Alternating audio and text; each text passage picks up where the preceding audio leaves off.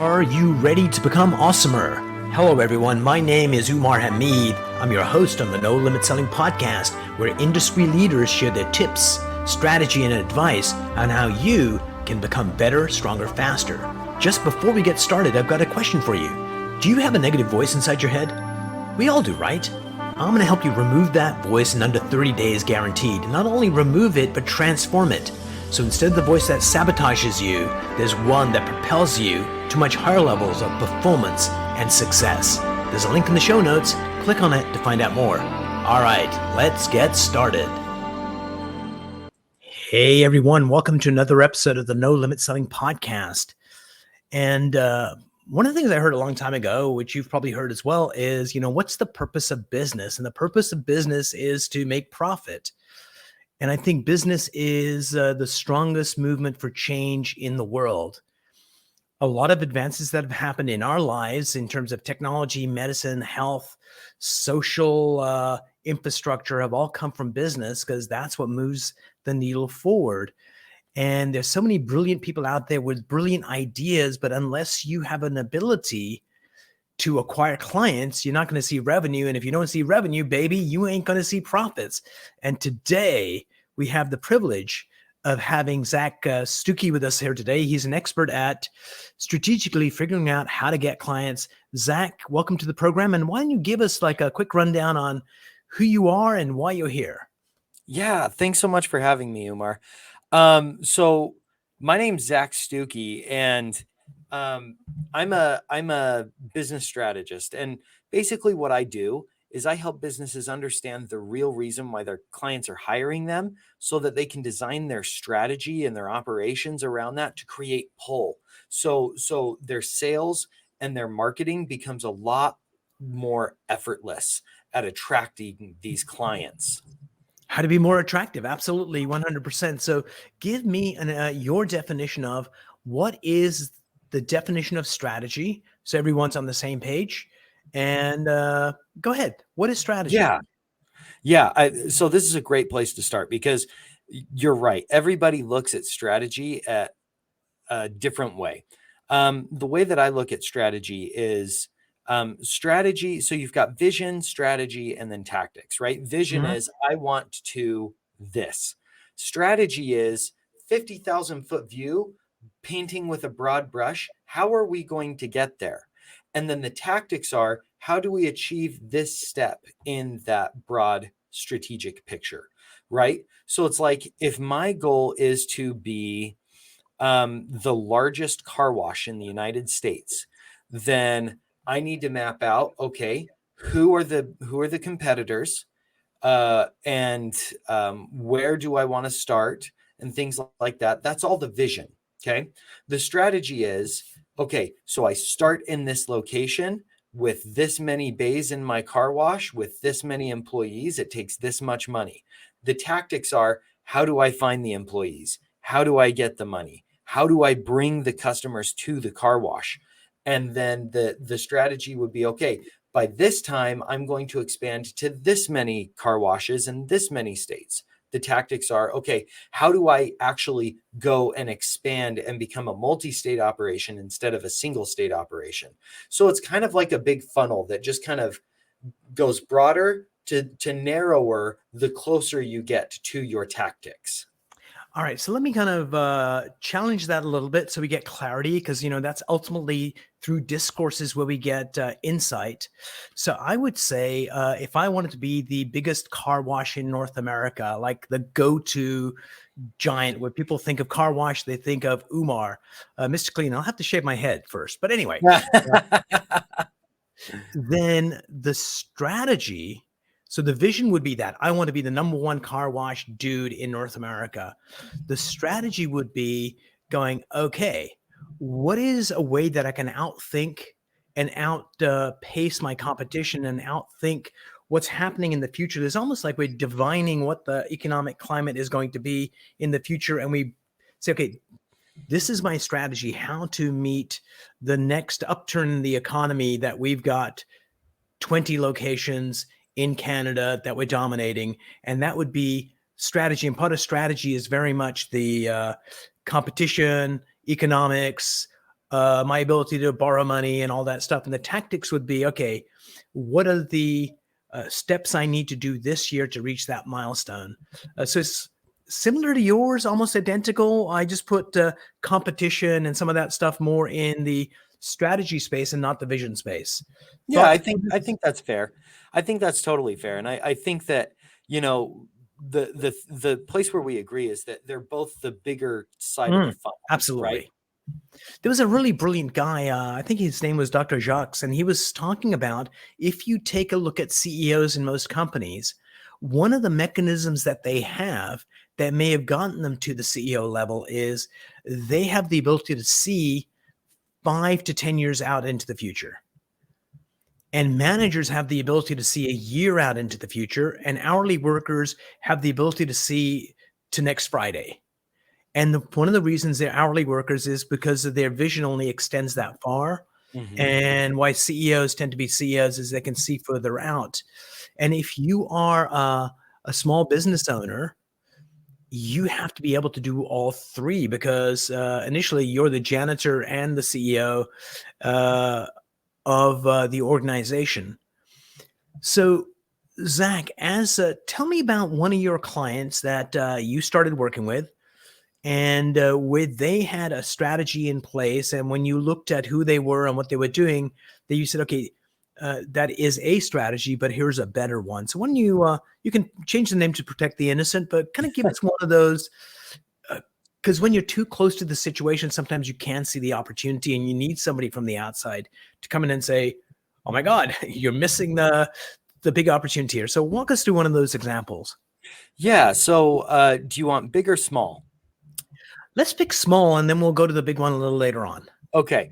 So I was working with a guy. He was doing some marketing coaching. He was about 350,000, 360,000 gross revenues That's in a good year. revenue. Yeah, it's great revenue. But he was starting to build himself a cage, basically. Hmm. And that's one of the problems that I see with a lot of business owners when it comes to growth. And on a strategic level, basically, they've got this vision in place of, I want to do X. And then they've got this strategy, which, like we talked about, that basic understanding of like what the market space looks like, who the competition is, things like that. But the biggest problem is their tactical implementation doesn't match up with the strategy and the vision. So this guy that I was working with, what was going on is that he was basically saying, we're going to do this thing, and then I'm going to offer coaching on a weekly basis. We'll have 2 coaching calls, and we'll base our business off of that. And I sat down with him and I said, you may not realize it now, but you're building yourself a prison, because here's the thing, is that as you bring more clients in, they're going to rely on you to do that delivery. You will build a team that's built to support you in the delivery of the By the way, guilty. You're describing me. Please go on.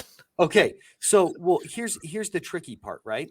Is that a lot of times, and I may get in trouble with this, Umar, but just bear with me. So a lot of times when people do that group coaching method, they're Mhm. building this team to support them, and they're thinking, okay, if I do one to many instead of one to one, I'll be able to service more clients, build my impact, and grow my business, Mhm. which is partially true. But you reach a plateau, which is based off of your ability to deliver, because again, the team is built to support you.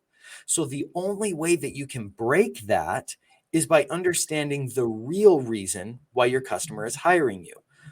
We call this the job to be done. There was a Harvard business professor named Clayton Christensen, and about 20 years ago, he kind of started toying with this idea that customers don't buy your product or service; they hire it to help them make progress in their life. And if you understand what that progress is, then you can design your operations, your sales and marketing, your whole business structure, your whole model around delivering on that progress. And so that's what I helped this business do. And it was a fast turnaround, Umar. They were quick. They went from a place where they were, they had about 10 clients doing pretty good, to a place where the CEO was literally closing 5 sales a day, because Wow. they were able to deliver so well. on this job that the customer was hiring them to do. So let me interject there. If I understand correctly, what you ended up doing was the initial product of the company was the CEO. And what Yes, you went was said, okay, you're not the product anymore. The solution is the product. And that way, many people can deliver it and it's not incumbent on you, because a lot of consultants end up just basically creating their own job. And when they get more employees, more clients, oftentimes they're not further ahead. The revenue's larger for the company, but the expenses are too. And what you're describing is something that's very scalable. Have I got it right? exactly. 100%. You nailed it. I told you I was smarter than I looked, but people don't believe me. And one of the reasons that I'm smarter than I look is this, because it's all about mindset. This is one of our sponsors. Say hello, everyone. Ready to let go of anxiety, let go of uncertainty, let go of doubt. Mindset Boosters gives you the ability to decide how you act and feel in any situation. Ready to take charge of your mindset? Go to mindsetboosters.com. So let's talk about mindset, Zach. Sometimes you've got clients that are coming in and they want something better, but they're not willing to do the things they need to do because somewhere in their mindset is, well, if you want it done right, you have to do it yourself. Or there's intellectually they trust their staff, but deep down it's like, can't trust them. So talk to me about how important mindset is, and what do you do when you don't have the right mindset? How do you start changing it to get in the right space to get the job done? Yeah. Uh, Mindset is critical. Mindset is critical. I had a mentor tell me, you can only grow your business as far as your mindset allows. And I Mm, firmly believe that, because here's the thing is that if you're stuck in this, I call it the project focused worldview, which mhm. is I'm the product like you described, or each client that comes through the door is an individualized project and we reinvent the wheel for each project. You're never going to scale your business. That will never get you where you want to go. So And pause right so, there just for a second. Sorry to interrupt, but I think it's an important point. Is I would bet that someone that's doing that, creating a tailor-made thing for this unique snowflake that's coming in to their business, that snowflake is 90% identical to every other snowflake they've done.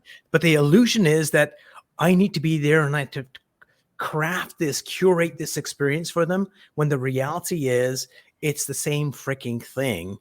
And so absolutely 100% I agree. Does that make sense? Or am no, I, no, that makes perfect sense. And let's even go a level deeper, because when they do that, they're actually harming the quality of their offering, mm, because they have to start from the ground up each time, even though, just like you said, it's 75 to 95% identical with the one that came before it, because your customers are hiring you to do a job, to make progress.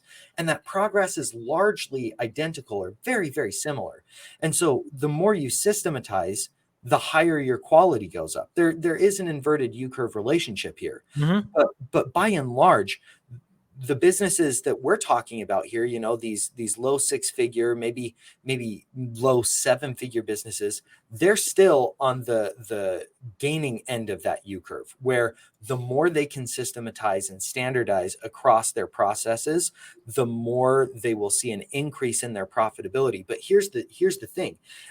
They're going to be able to start creating products and services that have pull, that actually pull in their clients, because the more they recognize and design their business or service around the job that the client is hiring them to do, the more scalable it becomes. And I'll give you a brief example. So a couple of years ago, I was working with a business in a highly specialized niche in a very competitive vertical in a very specific market. And you'd think, well, the strategy is very clear. You do this, you do that, you do the next thing, and bada bing, bada boom, you reach a certain plateau, and that's about as big as you can get.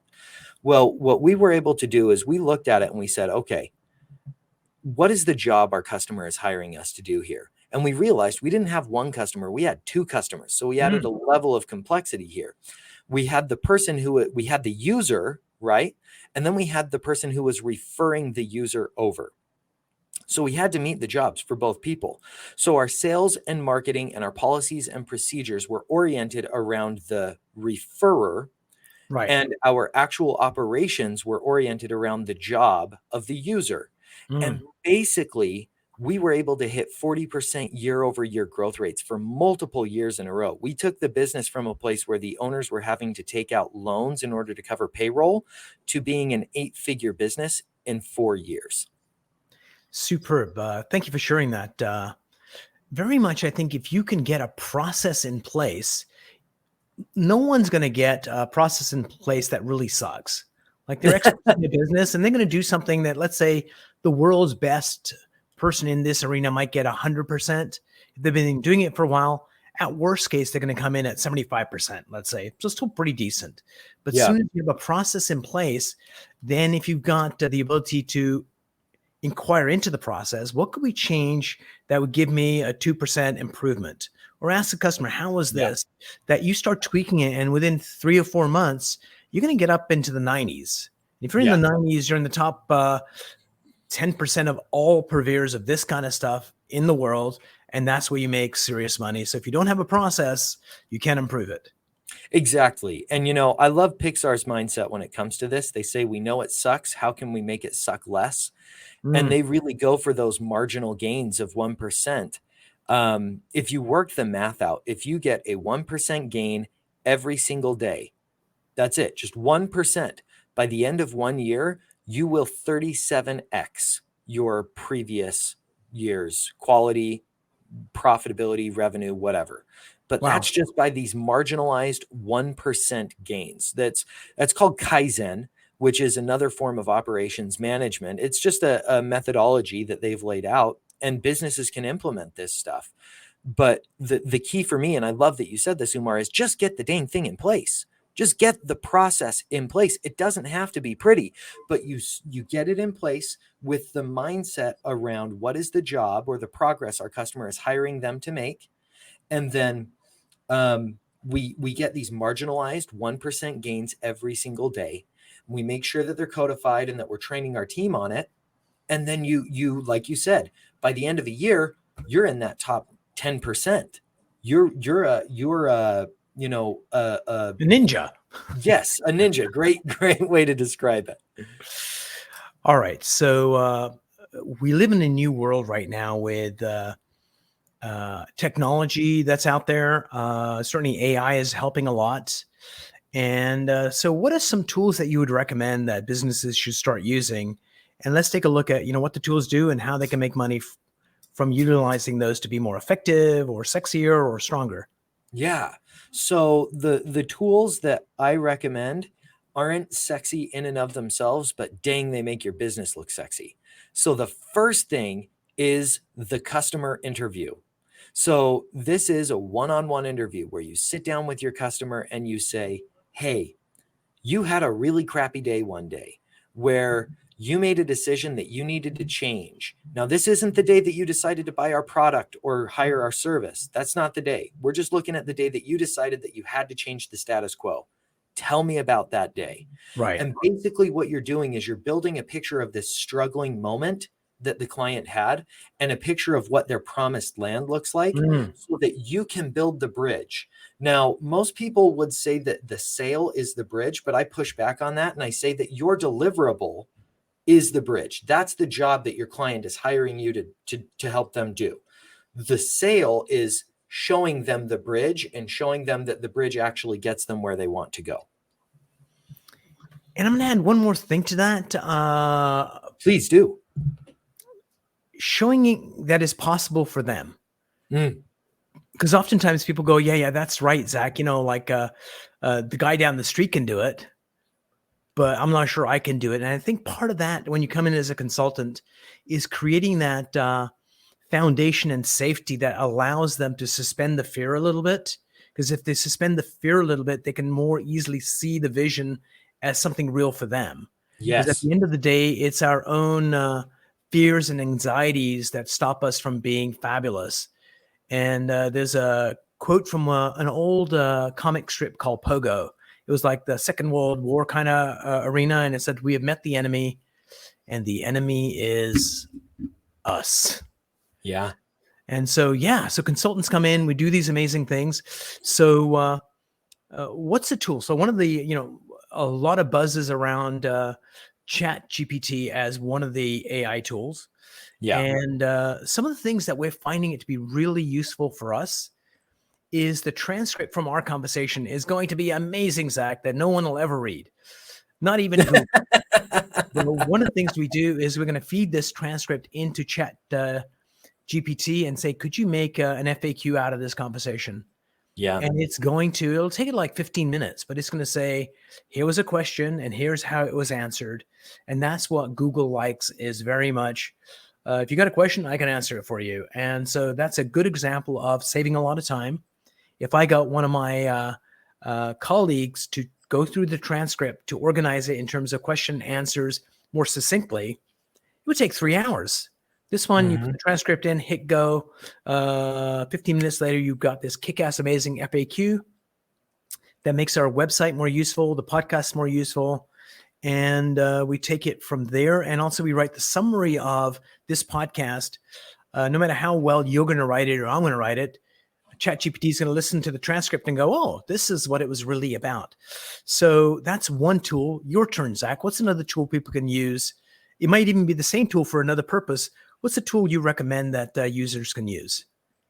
So another tool that I recommend users take advantage of are things like Publer. So Publer is a very simple online tool that allows them to post across multiple social media platforms all at once. And I love it. So it's really powerful, especially when you combine it with something like ChatGPT to help you write the content. So I'll walk you through a theoretical process here. Love it. So you've done the client interviews, you understand the job that your customers are hiring you to do. You plug that into ChatGPT and you talk about, this is the struggles that they're having. Help me write a social media post about this, or help me brainstorm a social media post about this. Because I'll be honest, ChatGPT, it's good, but when it comes to like actual copywriting, I think it still isn't quite ready for the presses yet. And so I use it to brainstorm, and then I will take and hand that brainstorming over to a copywriter and say, okay, make this better. Bingo. And that's the power, because it's what's called a force multiplier. It takes the force that you're putting into it and it magnifies it out. It 10x's it. So it's like, instead of taking, like you talked about, 3 hours to get a summary of this conversation, you do it in 15 minutes, and then you've got another 45 minutes, 2 hours and 45 minutes that you can then redirect on other things that are going to have a greater impact. Like meth. Well, I hope you're not doing meth. How do you think I got set up in your interview? Oh, Zach. Then he was like, oh, Zach. So going back to what you just described. So your copywriter, whoever that person is, I can guarantee 100% their first draft of whatever they write is not going to be that great compared to what the final draft will be. And I also agree, ChatGPT is amazing for getting that first draft done. And then you get somebody who's really talented that can make it better. Because if you post it just as it's written by ChatGPT, I'm not sure how the hell these freaking people figure it out, but Google's going to figure out this was not written by a human, and it's going to delist it from the search results. So using that as a force multiplier to get the first draft done is genius, but then you come in and add to it. So I've got one of my worker bees basically putting something into ChatGPT. Hopefully they've already done it, which is like, here are the 6 we do a lot of coaching for people, but realtors are one of the groups that we play with. 6 things people need to consider when they hire a real estate coach. Yeah. And that's going to come to me. When it comes to me, we're going to add the 7th thing, which is what I do, and then just edit some of that. And it'll just make it a better post. It'll just shorten the time. So good job on ChatGPT. And also Publer, something that, publishes out. I'm not sure Publer does this, but there is a CRM called Agent CRM. And one of the things it does is when people interact with the post, we know that Zach's in our database in the CRM. He interacted with the post, and it lets us know this is what Zach said, and it ties it to your profile. So when we go and we we can start having that conversation on social media, but it's captured in one space. And what it does is it highlights whenever somebody in our CRM interacts with anyone on our posts, we know that that's somebody we definitely want to talk to, as opposed to a random stranger, which we also want to talk to, but it's not as critical as somebody that's already engaging with us. Right. Right. Publer does not do that. It is just a scheduling tool. Which is a huge benefit. Oh yeah. Yeah. But that CRM sounds like a great tool, especially for businesses that have big lead lists in their CRMs that they need to be sure that they're actively engaging with. Absolutely. So, is there another tool you'd recommend? So I'm going to go a little bit more philosophical again here, and this is bottleneck rules. Mm, So every process in your business has a bottleneck, yes. and you have to understand what that bottleneck is and manage it, because that bottleneck sets the limit for what you're able to do revenue wise in your business. It just caps it. So there are 5 rules that I talk about that businesses need to understand in order to effectively manage their bottleneck. And they're pretty simple. The first one is know what your bottleneck is. The second one is manage your business to the pace of the bottleneck, meaning, only give the bottleneck work when it's ready to work. Don't have this big stack up of work. There's a lot more nuance that we can go into. The third one is make sure that you're not giving the bottleneck any bad work. And bad work is defined as work that isn't prepared, work that is defective, or work that bottleneck shouldn't be doing in the first place. Okay. Just before you go further, give me an example of a bottleneck in a process that you had in your company or one of your clients so we get a better understanding of it. Because it just sounds like code word for a really bad employee. Okay. Great question. So a bottleneck, we'll use the example of a medical practice, right? So a medical practice, a lot of times, let's say it's an OBGYN. So they'll have an in-house ultrasonographer that's taking ultrasounds of the patient. You'll also have the actual physician. So in this, there are 2 bottlenecks. There's the physician, and they have a whole process that they're working, and they have a bottleneck because they can only meet with one client at a time. And the Right. only way that you can get more work out of that bottleneck is to either make it work longer hours or have it have shorter consultative periods with the patient. Mhm. The second process is the ultrasound technician. And the bottleneck in that instance is the technician, because the technician, they can only be doing one scan at a time. They're not good enough to go, all right, here we go. All right, there's your baby over there. There's your baby over there. Like they're good, but they're not that good. And so they are the bottleneck on that system. And so you manage the bottleneck, or you manage the system to the bottleneck, so that the bottleneck is basically always staying busy. Because when the bottleneck is working, you're generating revenue. When it's not working, you're not. You're spending money. Okay. Thank you for clarifying that. That really helps. And of course, a joke came in my mind as you were talking about a ultrasound technician. Then you have a flaky technician. Never. All right, good. So, identifying the bottlenecks, huge. So, adding to that from my end as a really good tool, this is just one that some people use, and it's the autopsy. And usually, when they use it, when something goes wrong, this went really bad with client. We need to figure out what went wrong. Let's see what the steps were. Where did we go wrong? So, most companies don't do that. But Mm-hmm. truly great companies take a look at when stuff goes right for a client as well. How Yeah. are we exceptional? What do we do different this time that allowed that exceptional result? It's like, oh, our receptionist said this at the beginning of the process that just queued up the client to have a great experience. Normally, Yeah. we don't do that. Let's add that in. So I think adding the autopsy to good stuff and bad stuff is critically important, because that's the only way we improve is if we figure out what the frick did we do? Yeah.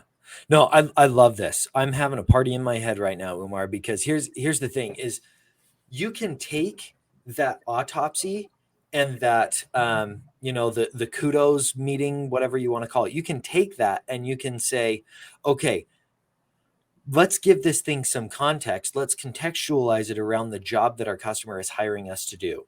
And basically what you've done is create a quasi framework that your team can use to then say, how do we innovate our process to make it better for the client so that the client is making progress faster, cheaper, or more effectively. And when you do that, you're able to it's basically called sustaining innovation, and sustaining innovations grow your market share. So you're able to create these products or services that have even better pull.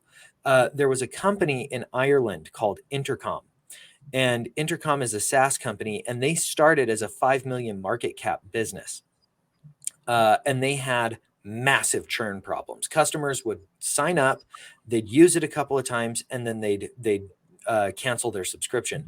And the CEO, Des Traynor, he says, I got to figure out what's going on. We got to solve this problem. So he starts digging around. He discovers this jobs theory and this concept of the customer progress. And he says, we're orienting around this. So they start doing customer interviews, and they identify the jobs that customers are hiring them to do. And they say, instead of selling based off of features and benefits, we're selling based off of the job. Instead of onboarding based off of a feature suite, we're onboarding based off of the job. Churn disappeared almost overnight. And the other thing that they saw is massive growth. Within 10 years, they grew from that 5 million to 10.7 billion market cap. Brilliant. Thank you for sharing that story. And I think so this would be my next hack to help grow is your clients need to be listened to. Yes. And we spend so much time knowing what they want, or we ask them what they want, but we ask it in a way that it's just check it off my checklist. We spoke to some clients, and what we need to do is to do some deep listening. And one of the ways to do that is very much asking them this question. Zac, how will you know that we did a great podcast interview? This is a legit question. How will you know that we did a great podcast interview today? What would you be able to see, hear, or physically feel that will let you know we did a good job? So how would you answer that question? For me, I'd say that, getting a lot of eyeballs on this podcast interview would be a huge, huge win. I think making sure that businesses are actually listening to what we're talking about and implementing is another huge win. And a little bit selfishly, getting more people to sign up for my email and getting some sales, that would be a big win for me. Just being totally transparent. And so just when you build up enough rapport with your clients, if you can just ask them that question, they'll tell you exactly what they want. And then, of course, being a consultant, helping them figure out what the true problem is, what the job is, because oftentimes they don't even know what the job is. It's like, I want this fixed over here. And you go, okay, let's take a look at that. Let's kind of break it down. And that comes through listening and asking really intelligent questions. So, Zac, I want to give you the last word on this. What's one piece of advice you want people that are listening to this interview to have that would make their lives easier, better, and be more profitable? The piece of advice that I would have is, if we're getting specific, I would say buy the book, Demand Side Sales 101. If you're not going to hire me, buy that book. Yes. And read that book, because that book lays out a really great framework for how to understand the job that your client is hiring you to do. Really solid foundation there. And the reason why is because once you understand the job, you can do it better, build those products that have pull. You can have anyone deliver it instead of you delivering it. So you're no longer the product. The offer is the product. The progress is the product. And you are able to build a business that can have an impact in the world, which is that's my mission, is to help businesses have an impact in the world, because entrepreneurs are good people. They're fundamentally good people, because what they're doing is they're saying, I'm going out into the world to serve others. And I can think of no more noble thing than that. Brilliant. Great words to end on.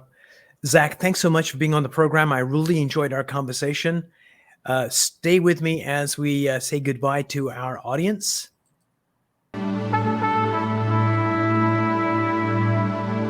If you enjoyed this episode, please go to iTunes and leave a 5-star rating. And if you're looking for more tools, go to my website at nolimitselling.com. I've got a free mind training course there that's going to teach you some insights from the world of neuro-linguistic programming, and that is the fastest way to get better results.